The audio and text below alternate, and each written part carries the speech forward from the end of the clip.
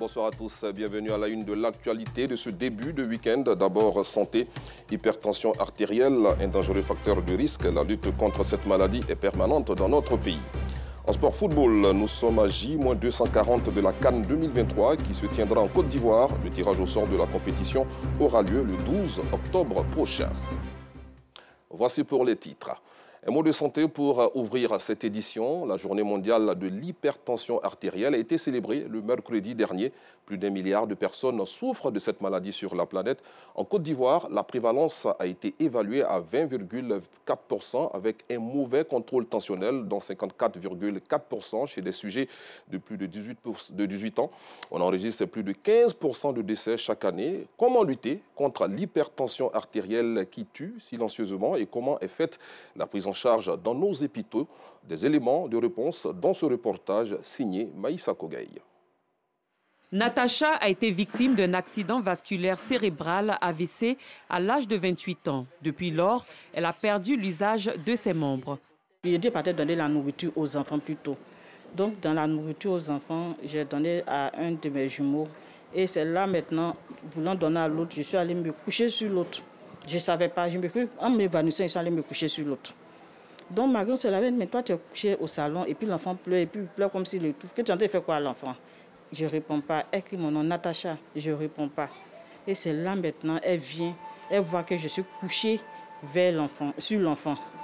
Elle voit que je suis couchée sur l'enfant. Elle dit, mais toi tu dors, yeux ouverts et puis l'enfant, tu es couché sur ton enfant. Je n'ai pas répondu au fait. Qu'elle a dit, je ne savais pas ce qui s'est passé. J'étais déjà partie dans un coma.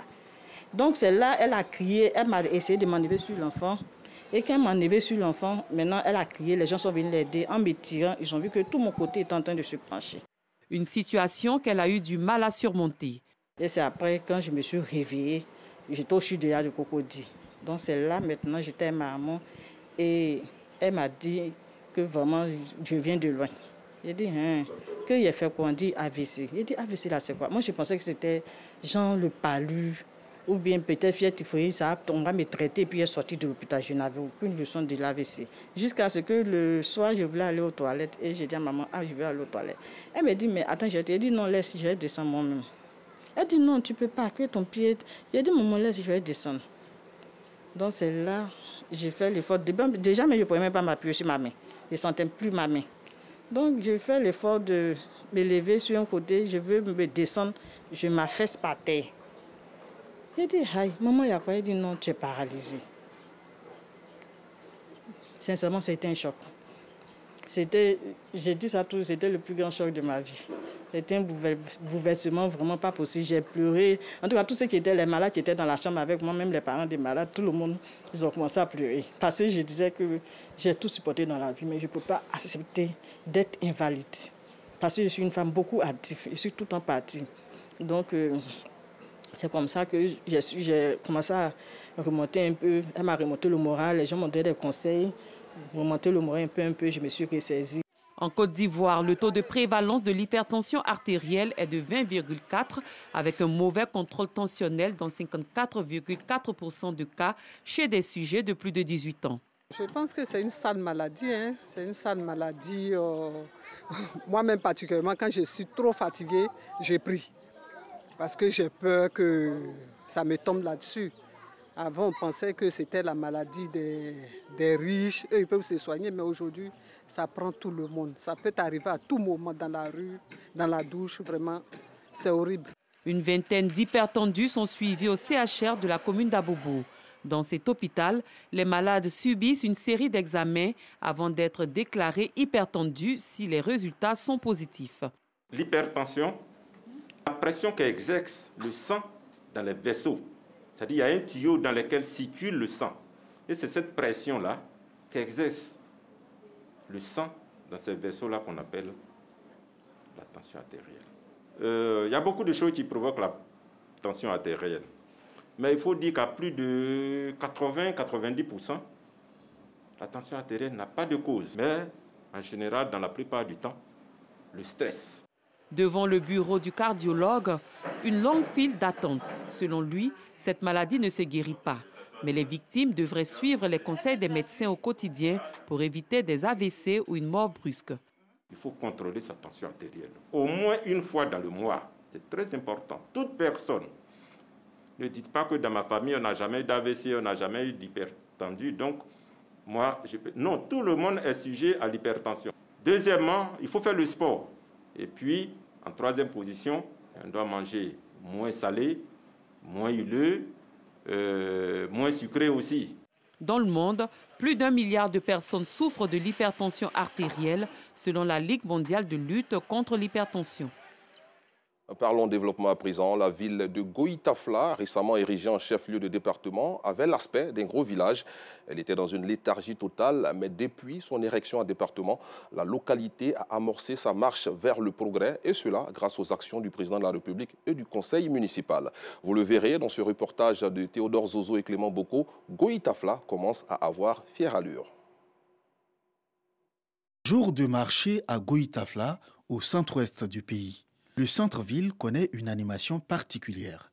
C'est le lieu de convergence de commerçants et acheteurs venus de diverses localités environnantes pour faire de bonnes affaires. Les habitants de la cité y vont également.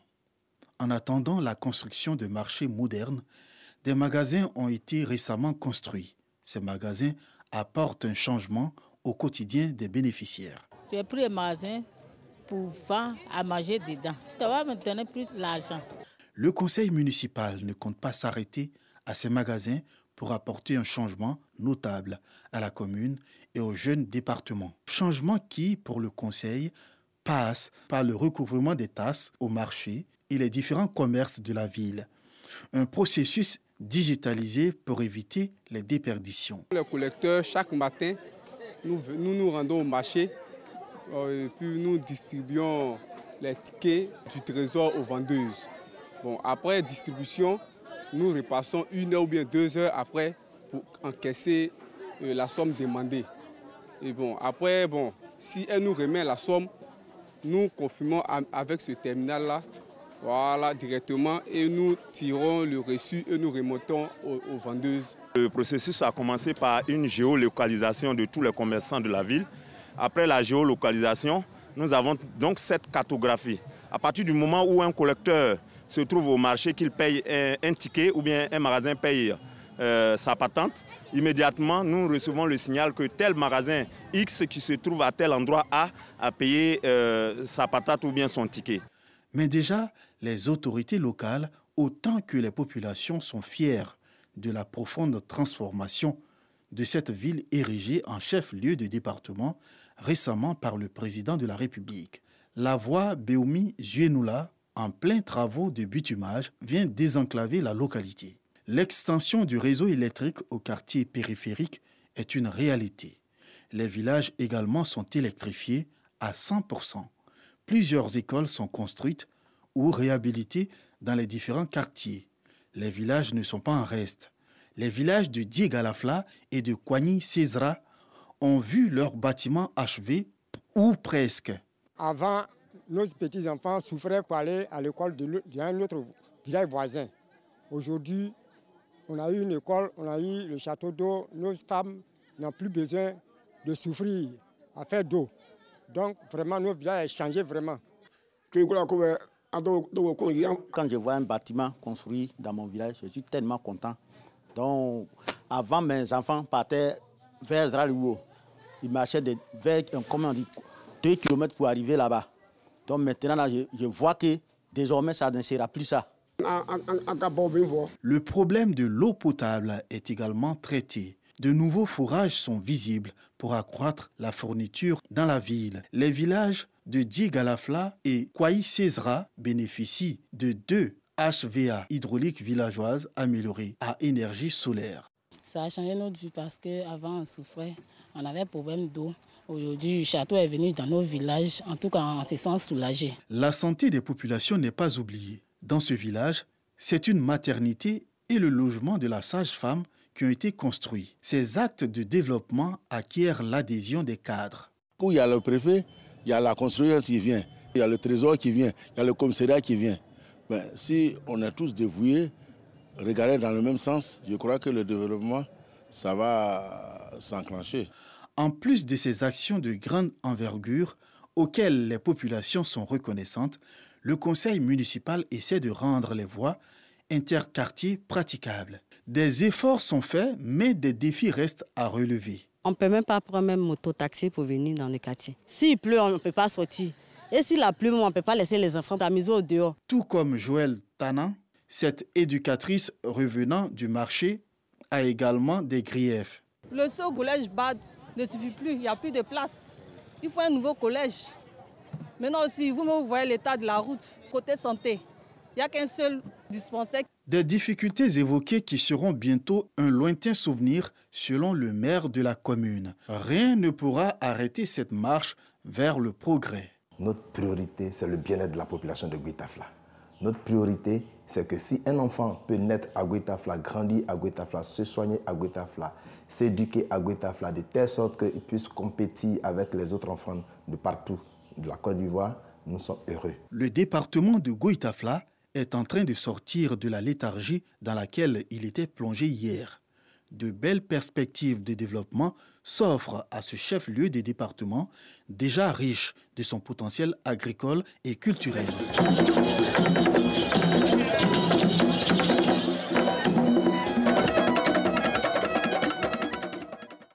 Un mot de littérature à présent dans cette édition pour la dédicace de son livre intitulé Aya de Yopougon. Marguerite Aboué était récemment au groupe scolaire La Pérouse pour inciter les élèves à la lecture, moyen indispensable dans la réussite de leur cursus scolaire. Une initiative appréciée par le fondateur de la dite école. Pour lui, nous dit Justin Kouassi, cette activité a été une opportunité pour ses élèves d'approfondir leurs connaissances. Les Ivoiriens, en l'occurrence les élèves, ne lisent pas. Telle est la ritournelle qui semble confirmer la réalité. Je suis dans l'égouillement, je n'ai pas le temps de lire. Voilà, mon temps, le temps est très court pour moi. Voilà. Actuellement, la vie que nous vivons aujourd'hui, c'est de chercher l'argent. Je ne suis pas trop de lecture, quoi. Je préfère passer à autre chose.